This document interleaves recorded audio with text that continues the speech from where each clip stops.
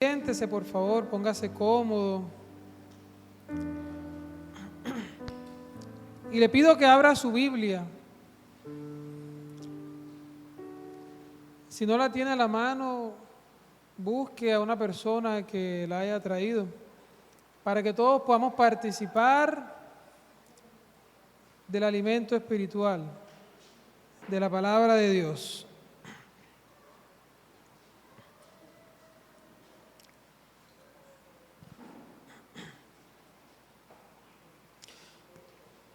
Habíamos aprendido la reunión anterior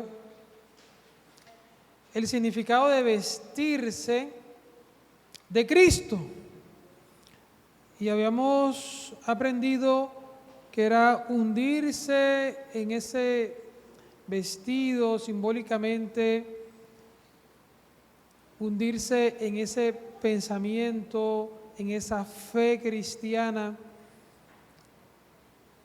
en las enseñanzas del Maestro y vivir de acorde a eso.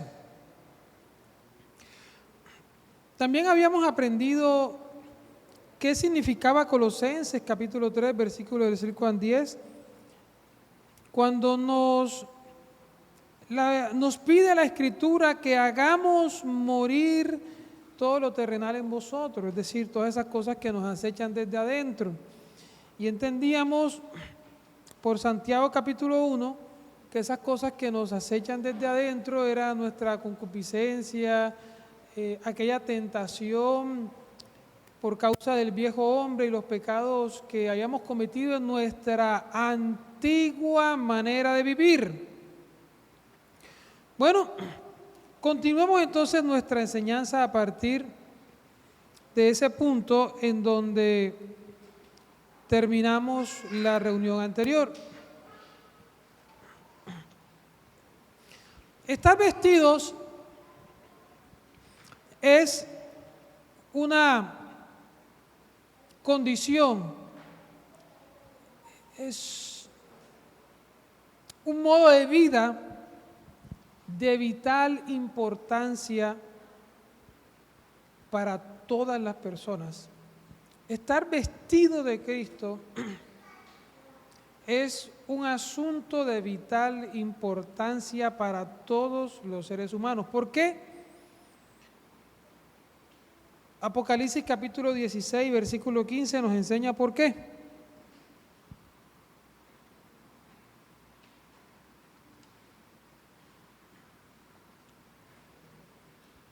He aquí, yo vengo como ladrón. Bienaventurado el que vela y guarda sus ropas, para que no ande desnudo y vean su vergüenza.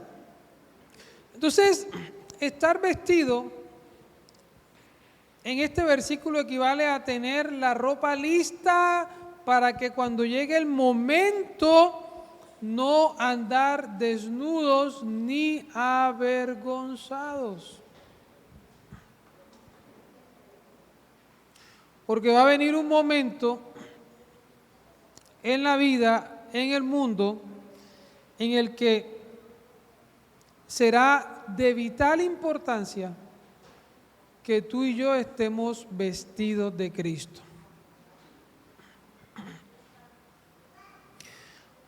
La vergüenza o desnudez de la que habla Apocalipsis capítulo 16 tiene plena relación con aquella vergüenza de la que habla el profeta Daniel en el capítulo 12, versículo 2. Enseña la Biblia: y muchos de los que duermen en el polvo de la tierra serán despertados, unos para vida eterna y otros para vergüenza y confusión perpetua. Entonces el libro de Daniel nos está aclarando y ratificando que estar vestido de Cristo va a ser de vital importancia para que nosotros podamos seguir viviendo en la realidad posterior a la resurrección de los muertos. Quiere decir que para la futura realidad de la humanidad va a ser de vital importancia estar revestidos de Cristo. Sea que vivamos o que durmamos, es de vital importancia estar revestido de Cristo, porque en ambos casos vamos a estar vivos para el Señor.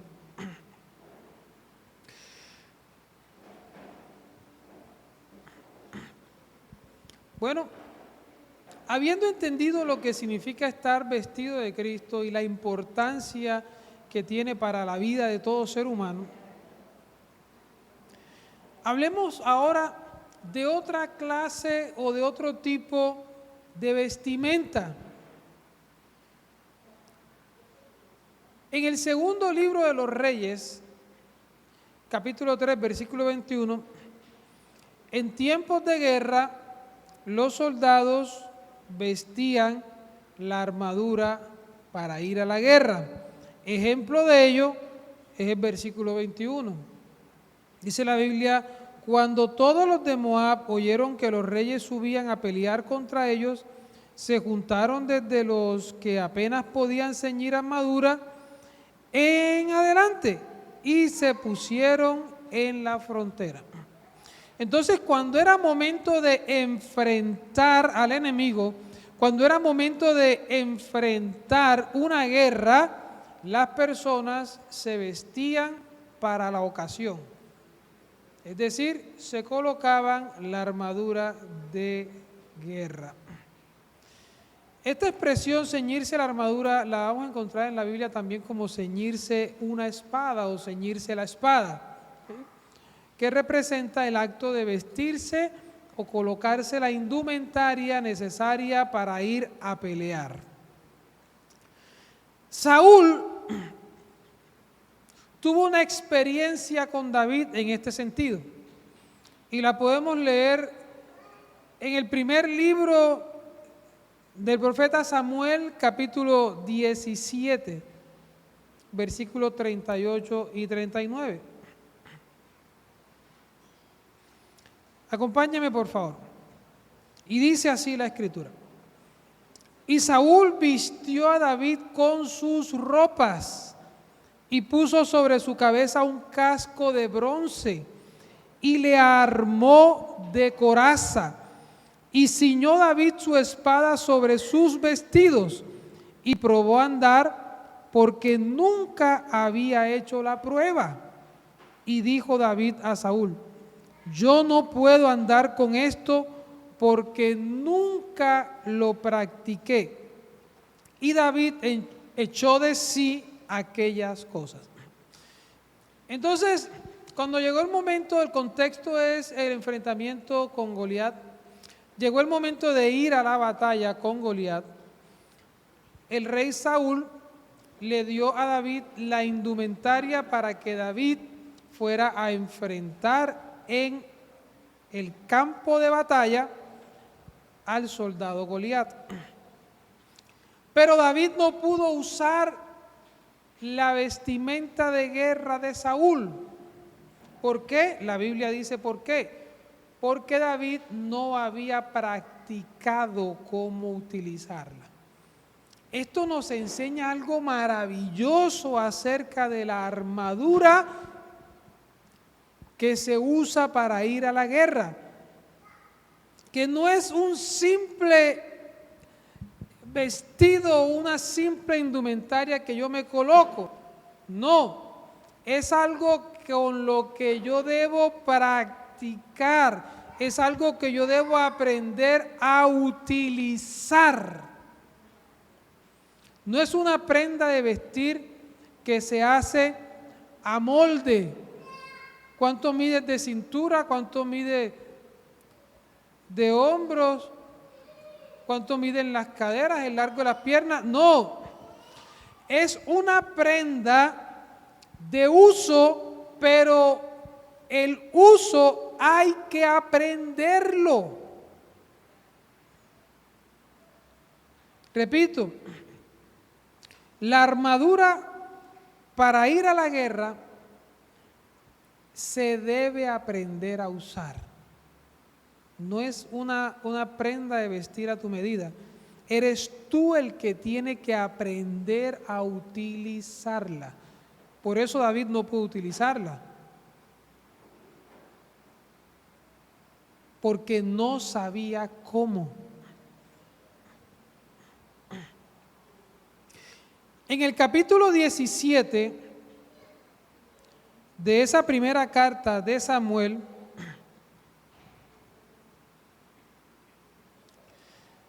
pero ahora los versículos 32 al 37 nos enseñan algo igualmente maravilloso acerca de esta armadura y quien la porta.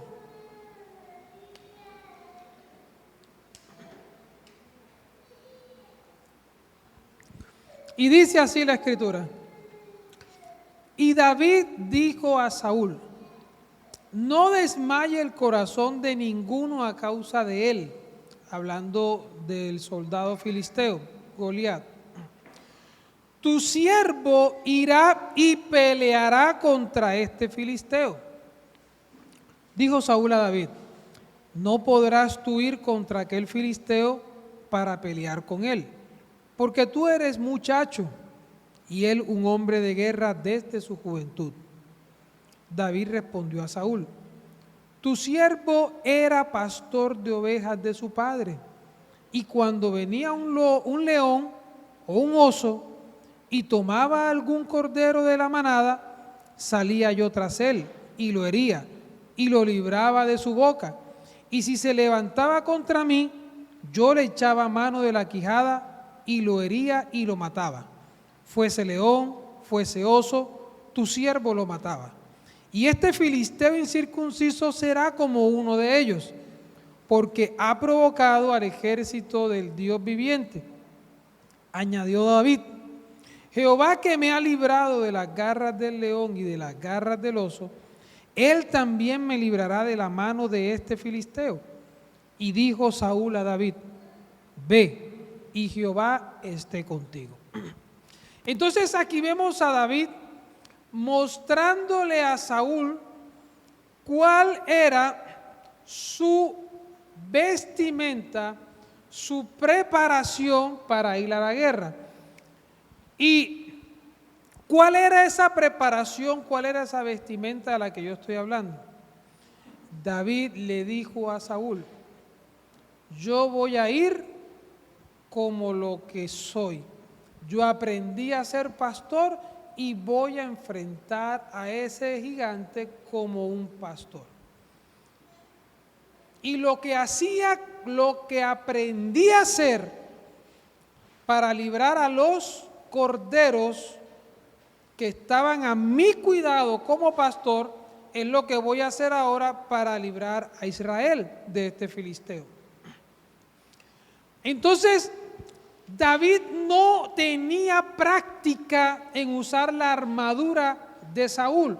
David no había tenido el tiempo de aprender cómo se usa la armadura de un soldado, pero sí tenía la práctica de cómo se libraba un becerro de sus enemigos. Sí había tenido el tiempo para aprender cómo un pastor exponía su vida para proteger a su rebaño. Y esos eran los argumentos de David para ir a pelear, para que lo aprobaran como una persona capaz y calificada para ir a enfrentar a alguien igualmente capaz y calificado. Entonces entendemos por la Escritura que la armadura en tiempos de David, o la preparación, la indumentaria, la capacidad para ir a la guerra en tiempos de David, no solamente era la armadura física, la indumentaria física que se debía aprender a usar, sino que también era esa vestimenta espiritual, ese aprendizaje de la vida, ese vestido que tú llevabas puesto que te hacía ser alguien capaz para ir a la guerra. Porque hemos entendido que vestirse es sumergirse en un tipo o corriente de pensamiento o actitud de vida. Y desde los tiempos de David, David nos está demostrando que en sus tiempos también ellos se vestían de un tipo o una forma de vida, de conducta para hacer algo específico en la guerra espiritual o en la guerra física en este caso. Entonces, la guerra, de acuerdo a lo que el texto de la historia de David nos está enseñando, la guerra la pelea lo que tú eres, no lo que tú tienes.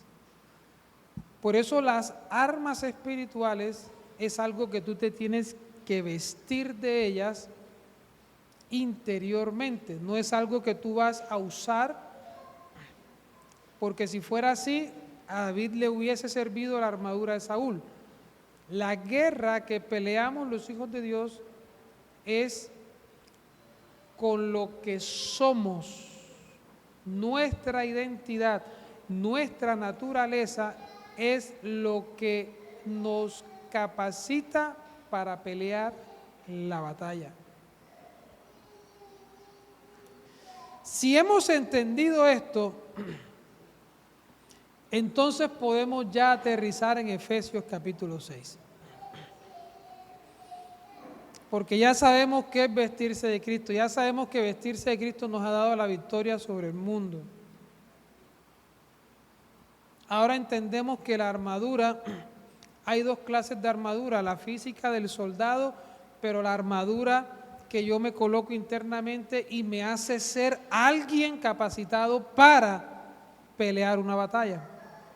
Una forma de vida, una actitud de vida que he también preparado, a la que me he también dedicado y aprendido, que es la que me va a capacitar para la guerra espiritual o para la batalla. Bueno, entremos a la carta a los Efesios capítulo 6.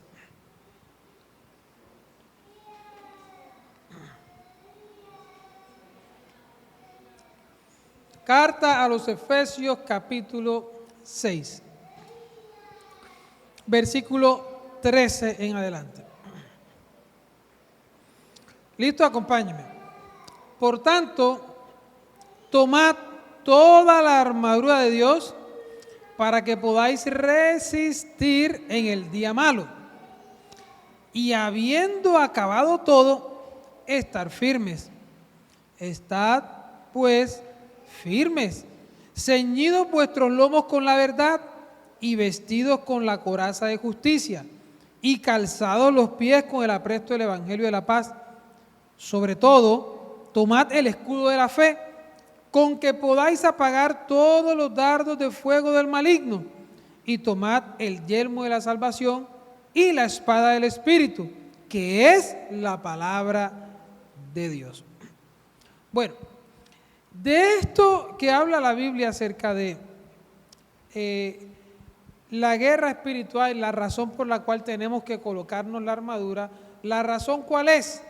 Que tenemos que resistir el día malo. Entonces, la armadura de Dios que nos colocamos, porque la palabra tomad significa ponerse, ¿sí? Esa armadura que nos ponemos es para un propósito, una finalidad: resistir el día malo. Así que lo primero que vamos a entender o a aprender es que es un día malo, porque para eso nos colocamos la armadura de Dios.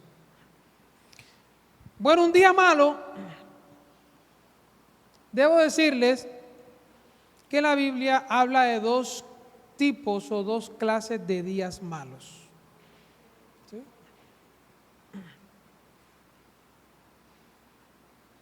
El primero está en Eclesiastés capítulo 9, versículo 12. Primer día malo.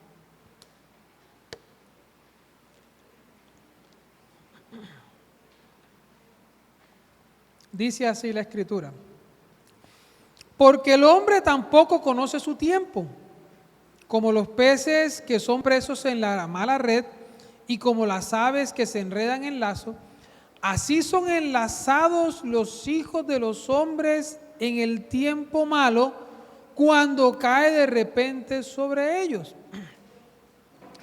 Esta expresión, así son enlazados los hijos de los hombres en el tiempo malo, cuando cae de repente sobre ellos, se refiere a quedar atrapado en tragedias repentinas. Repito, un día malo es aquel día en el que tú quedas enredado, atrapado en una tragedia repentina. Y puede ocurrirnos tragedias a los creyentes. La Biblia dice que una misma cosa le sucede al justo y al injusto. El sol sale igual para todos. Y un ejemplo de ello es Job. Otro ejemplo, Jeremías. Los apóstoles que fueron perseguidos y cuando menos se lo esperaban caía el acecho sobre ellos de quienes lo asediaban y perseguían. Y podemos mencionar incontables personas a las que de repente vino una tragedia sobre sus vidas y tuvieron que enfrentar el momento. Pues ese momento, la Biblia lo llama un día malo, un mal momento, un momento malo. Pero hay otro día malo. Y está en la carta a los Efesios. Acompáñenme por favor a la carta a los Efesios. Capítulo 5, versículo 14 en adelante. Dice así la Escritura. Por lo cual dice, despiértate tú que duermes y levántate de los muertos y te alumbrará Cristo. Mirad pues con diligencia cómo andéis, no como necios, sino como sabios, aprovechando bien el tiempo, porque los días son malos. Por tanto, no seáis insensatos, sino entendidos de cuál sea la voluntad del Señor. Entonces, para la Biblia, en los tiempos de la gracia, todos los días son malos.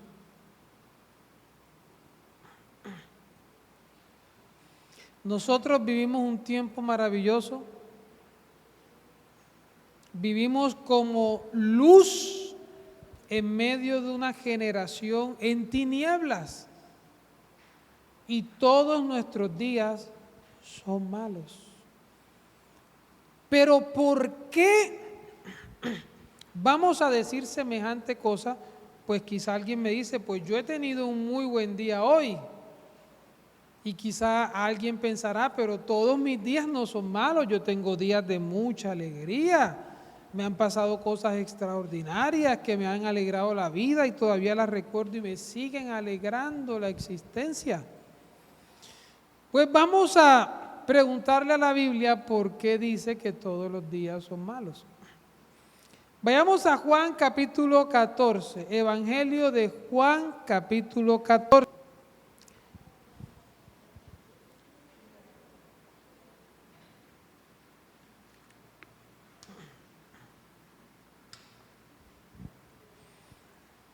Dice así la Escritura: sed sobrios y velad, porque vuestro adversario el diablo, como león rugiente, anda alrededor buscando a quien devorar. Entonces, todos nuestros días son días de acecho. Todos nuestros días son días de cacería. Y usted y yo, que somos hijos de Dios, somos la presa de la cacería. Todos los días nos viven asediando, todos los días viven buscando la oportunidad para devorarnos. La expresión león rugiente da a entender un león hambriento que quiere comer una presa. Entonces a usted todos los días lo saborean para devorarlo. Por eso todos nuestros días la Biblia los llama que son días malos, en este sentido. Porque el día que usted se descuide, hay alguien muy cerca que va a aprovechar su descuido para devorarlo. En sentido figurado. Porque el diablo, como enseña la Biblia, cuando se refiere a él como ladrón, dice que vino para matar, hurtar y destruir. Cualquiera de los tres resultados va a suceder el día que usted se deje devorar.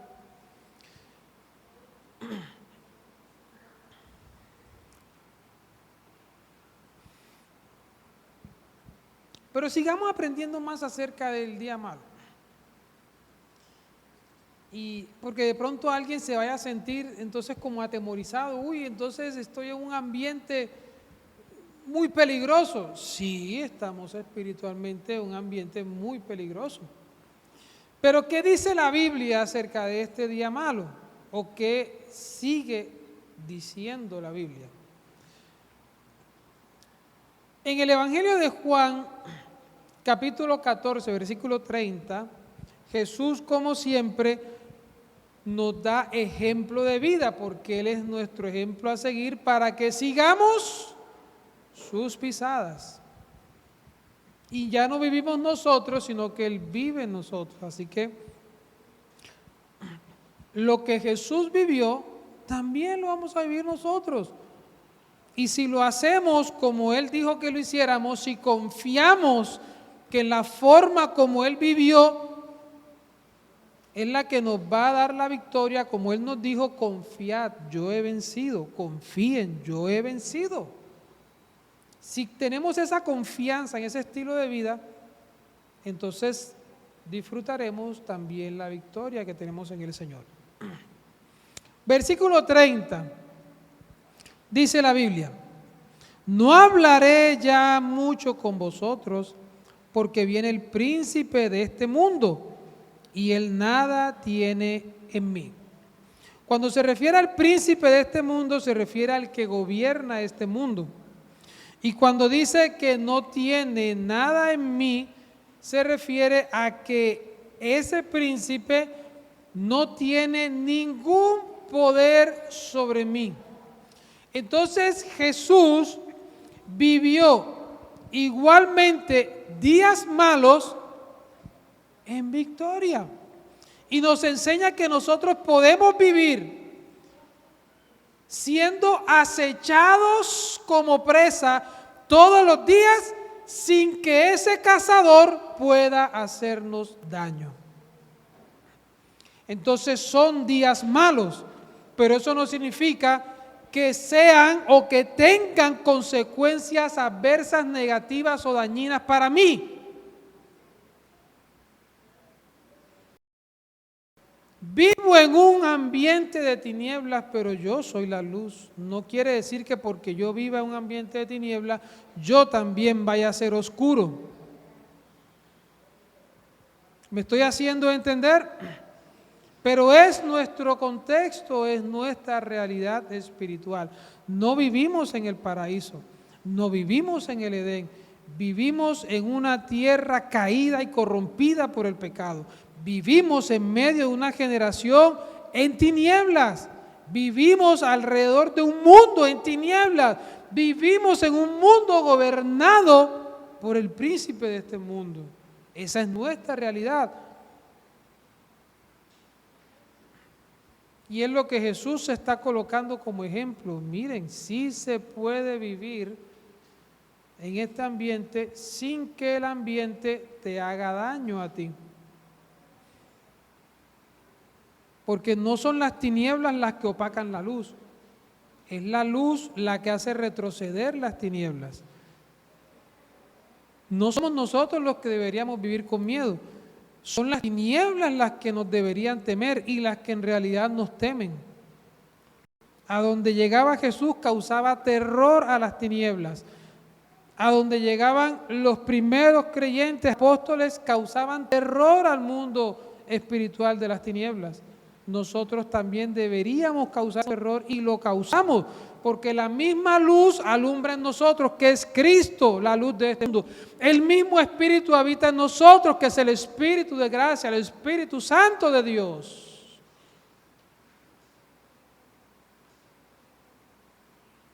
Pues hemos sido bautizados con el mismo Espíritu, como Cristo también lo dijo.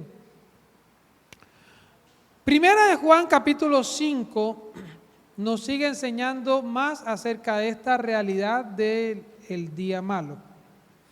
Y dice así la Escritura: sabemos que somos de Dios y el mundo entero está bajo el maligno. Entonces, primera de Juan, el apóstol Juan nos confirma que este mundo está controlado por el maligno.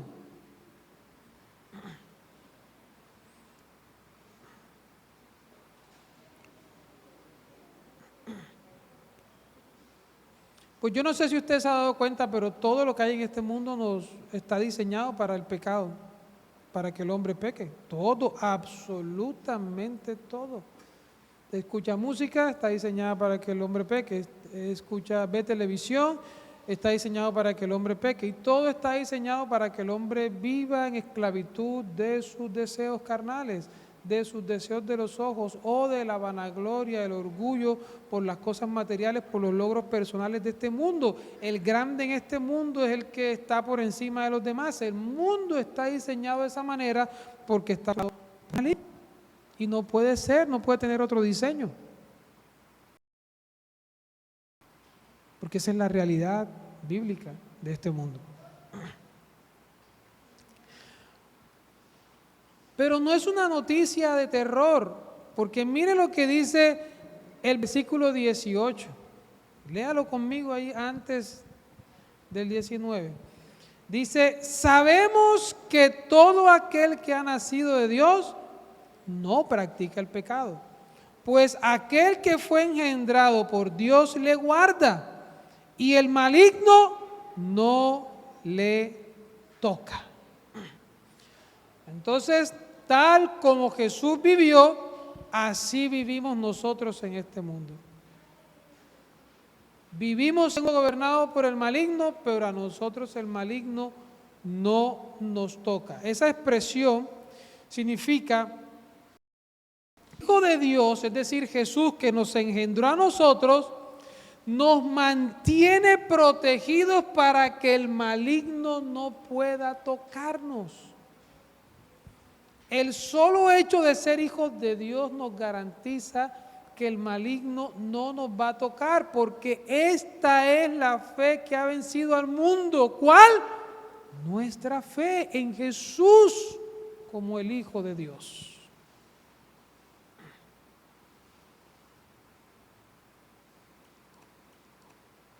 Entonces, si bien es cierto nuestro contexto es oscuro, nuestra realidad es de luz y de victoria.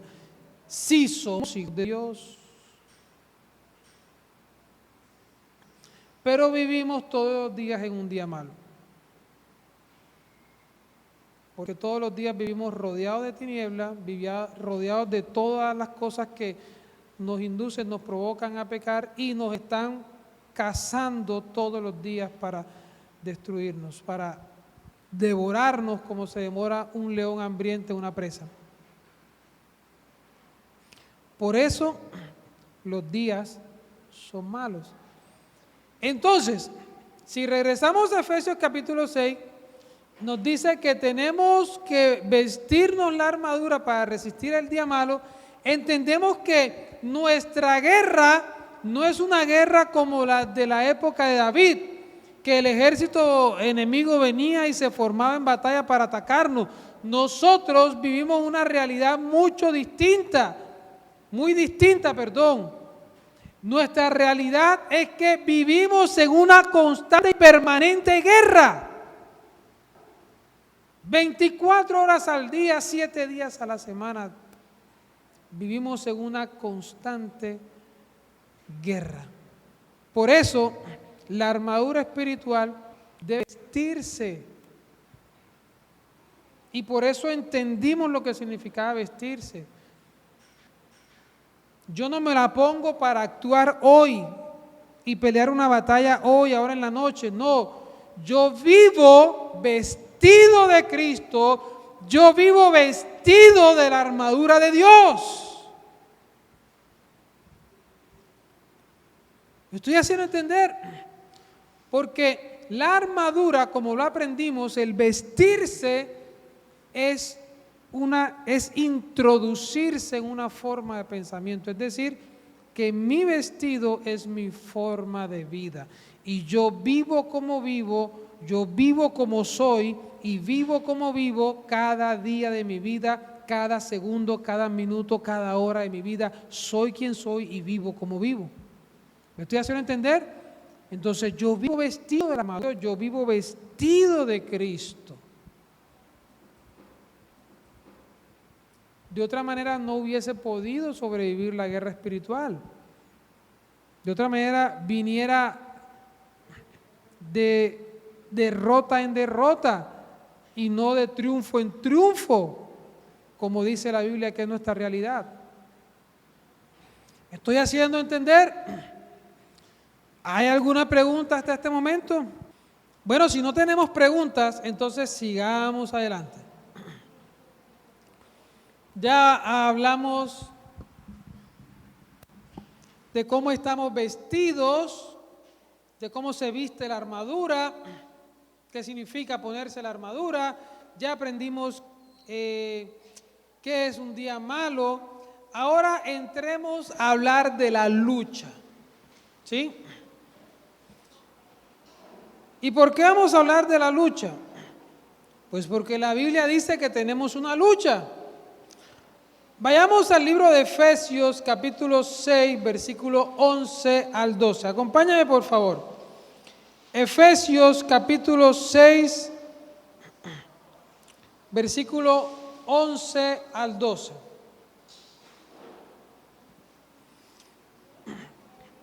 Dice la Escritura de la siguiente forma: vestidos de toda la armadura de Dios para que podáis estar firmes contra las acechanzas del diablo.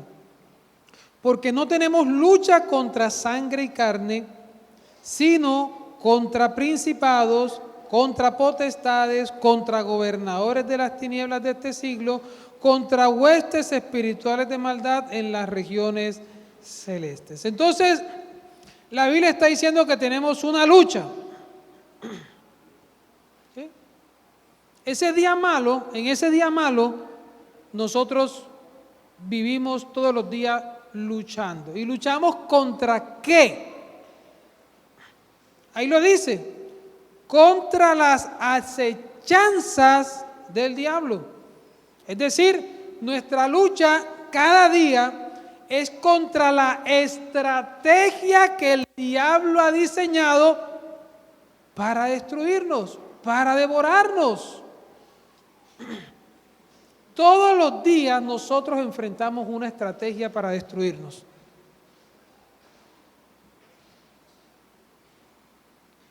¿Y quiénes desarrollan esas estrategias?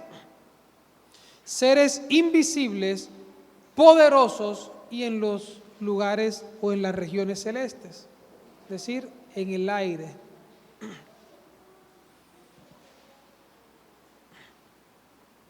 Entonces nuestra lucha es en el área espiritual, porque nuestros enemigos con los que luchamos todos los días son invisibles, son poderosos y están en los lugares celestiales, es decir, no están fuera de nuestro alcance. Y ellos desarrollan las estrategias del diablo para matarnos, robarnos o destruirnos o devorarnos, simbólicamente como un león hambriento.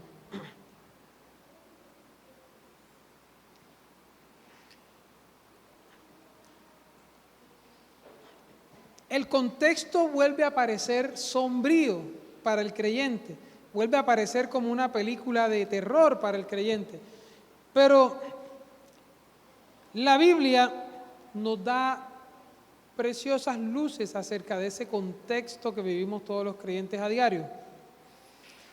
En Primera de Corintios capítulo 10, acompáñame por favor el versículo 13 y 14, nos enseña una realidad acerca de este contexto de la lucha espiritual.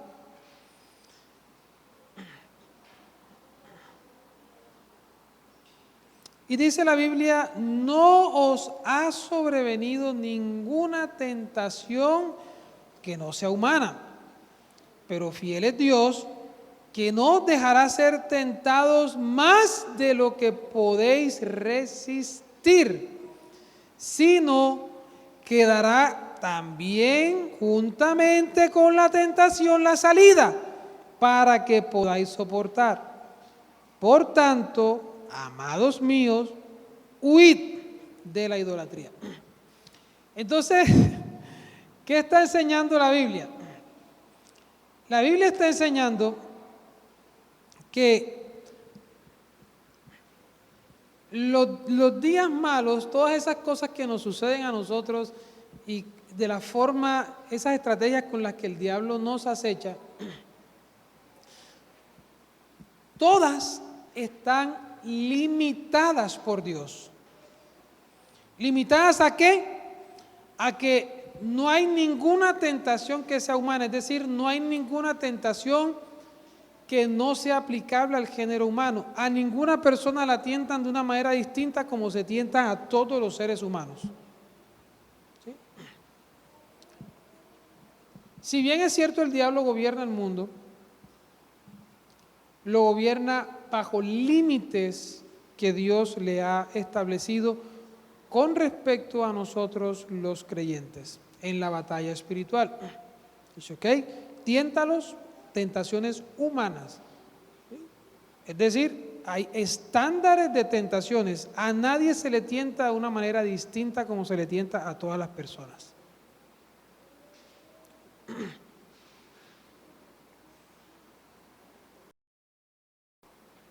El libro de Eclesiastés dice que lo mismo, o enseña que lo mismo que sucede es lo que ocurrió antes. No hay nada nuevo. Yo recuerdo una vez, mi mamá estaba viendo conmigo televisión y veíamos unas muchachas con unos mochos corticos y unas minifaldas. Mi mamá dijo, ay, mira, esa era la moda con la que yo me vestía cuando era joven. Yo dije, no hay moda nueva. Todo es simplemente un círculo vicioso. Entonces, en ese sentido, no hay tentaciones que no sean humanas. ¿Sí? Todas son las mismas y todas son humanas. También nos enseña Corintios que Dios, en medio de ese ambiente, de esas estrategias para que el hombre sea tentado todos los días, constantemente, Dios muestra su fidelidad. ¿De qué manera? Limitando la tentación a todas aquellas tentaciones humanas que específicamente tú en tu condición de vida puedas resistir. Entonces, nunca vas a ser tentado de una forma humana que tú no puedas resistir. Y en eso Dios muestra la fidelidad. Es una guerra controlada, una guerra limitada, porque nuestro enemigo es poderoso, más poderoso que el hombre en su concepción humana. Y Dios, para equilibrar la balanza, coloca los límites de la guerra. Así como en la guerra entre seres humanos hay leyes internacionales que colocan límites a la forma de combatir, Dios también estableció límites en la batalla espiritual entre el hombre y sus enemigos espirituales. Pero sigue diciendo, Corintios, que la fidelidad de Dios no termina allí. También Dios muestra su fidelidad dando la salida juntamente con la tentación. Dando la salida juntamente con la tentación. Pero este versículo, si bien nos enseña el papel de Dios en la guerra espiritual en favor del creyente, también nos enseña la responsabilidad del creyente en la guerra espiritual. El creyente tiene una parte en la guerra espiritual. El creyente tiene que reaccionar en la guerra espiritual. Y ejemplo de ello es el último versículo, el 14. Enseña la Biblia que en un contexto de idolatría, de tentación hacia la idolatría, ¿qué debe hacer el creyente? Huir. Entonces Dios no va a permitir que te tienten de una manera diferente a como se tientan todos los seres humanos. Y específicamente a ti, esas tentaciones humanas no van a superar tu capacidad para soportarlas, para resistirlas. Pero tú tienes que reaccionar, tú tienes que enfrentar esa batalla y hay una responsabilidad tuya para ver el éxito. Tú eres el que tiene que resistir como la Biblia enseña que debes resistir. Y en el ejemplo de la idolatría, la Biblia te está enseñando que de la idolatría se resiste huyendo.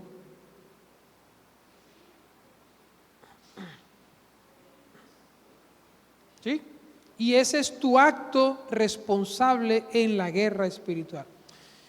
Y como vamos a ver más adelante, la Biblia te enseña a pelear, porque la armadura hay que aprender a usarla, como nos enseña David. Y aquí nos coloca un ejemplo. Entonces, si yo estoy en un contexto de idolatría, ¿qué tengo que hacer? Tengo que huir. Tengo que huir. El apóstol Pablo lo enseña sencilla. Está comiendo en un restaurante, la comida es dedicada a los ídolos. Por motivos de conciencia uno no pregunta nada, uno va a comer, uno no va a ofrecer la comida a ídolos, aunque los demás lo hagan. Pero ya un hermanito de conciencia débil, un hermanito de poco conocimiento, de inmadurez en la fe, y ve y piensa que yo estoy ahí ofreciendo la comida como la ofrecen todos los demás, y entonces él dice, entonces es bueno y se puede ofrecer la comida, y él va también a comer ahí, pero él come y ofrece la comida. El apóstol Pablo dice, si yo comer carne va a provocar que mi hermano caiga en idolatría, no como carne. ¿Por qué? Porque de la idolatría la única reacción del ser humano creyente para vencer cualquier contexto de guerra es huir. No hay otra reacción.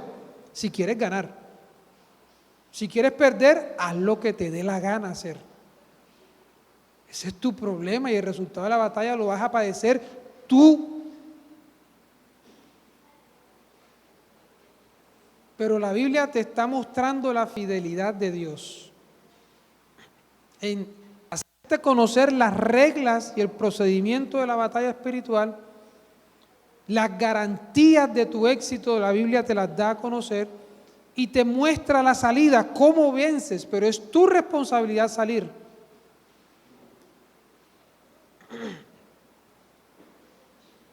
No, pastor, pero yo pienso que aquí, que allá, ese es tu problema lo que pienses. La Biblia te dice que hay que hacer en el caso de idolatría, en guerra espiritual. Tú verás a ver qué haces.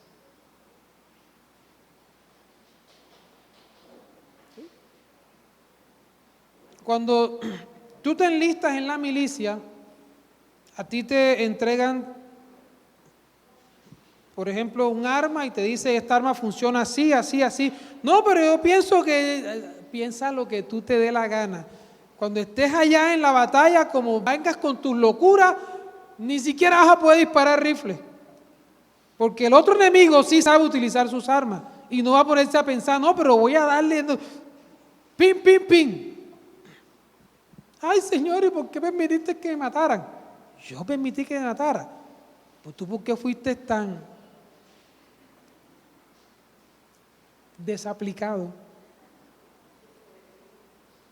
a las reglas, a tu responsabilidad, a lo único que tenías que hacer para ganar? Solamente tenías que hacer una sola cosa para ganar y no la hiciste. Entonces, si bien es cierto el contexto de la batalla espiritual es peligroso, hay unas reglas poderosísimas a nuestro favor que nos dan la garantía a la victoria. La garantía exige de nosotros un acto responsable de fe para ganar. ¿Sí?